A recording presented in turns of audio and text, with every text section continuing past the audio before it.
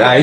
Kasi Salamat po. Salamat. Thank you very much. Tanong ko lang po, kayo po yung nag-message sa akin noon na hinahanap niyo si Vice. Apo. Kasi parang may na-aksidente, tama po ba? Oo, kala ko kung bakit niyo hinahanap yung pala magpapasalamat kayo. Ano po ba nangyari? Ano Kasi po po nung naputukan po, nabagsakan po siya ng paputok galing sa fireworks doon sa Lane Park po sa Kanyuga nung opening. Siya po yung naputukan. Kaya lang po namin siya para po personal kami magpasalamat kay Doc.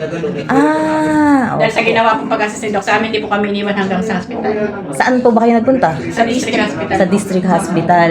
Buti na lang nandun si Vice. Wala yatang... Hindi po, mismo po sa ambulansya pa lang po kasama na po namin si Doc. Hanggang po sa district po. Siya po ang gumawa mismo sa district hospital para po matakin yung ulo niya. Ay, opo, nasa liwasan siya nun, ano, yung sa Pailaw. Tapos sinamahan kayo ng ambulansya, pupuntang district. Doon pa lang po, pinirasihan po siya ni Doc. Siya po yung nagtahe. Opo, siya po. Hindi kayo iniwan, kaya pala wala siya sa Pailaw. Pati po sa binayaran niya sa hospital, si Doc po lang. Siya na rin na nagbayad. Wala po kami inipili lahat. Kaya super blessed po kami na si Doc Sir po ang naging, naging gabi para po magamot siya. Opo, kamusta na po kayo ngayon? Okay naman ako. Natanggal na po yung tahi kanina. Ay, sige po. Nag-message po ako kay Conscardo ng 6 a.m. Tinatanong ko nga po kung anong oras po kayo nandito sa munisipyo para po sabi nga po na papatanggal po namin yung tahi. Nag-message naman po, nag-reply ko si Cons na sabi nga mga 8 a.m. nandun na kasi dami.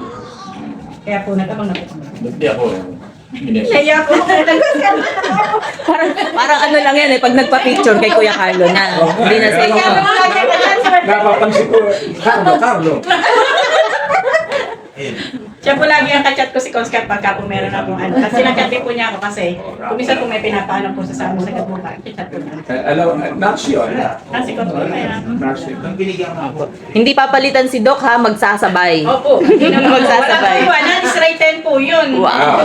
Tsaka leader po talaga niyo ako mula po nung last election. Salamat. Nasa bayanihan po kasi ko. Naging pangulo lang po ako ng Tiger Ladies kaya po bumaba ako ng bayanihan.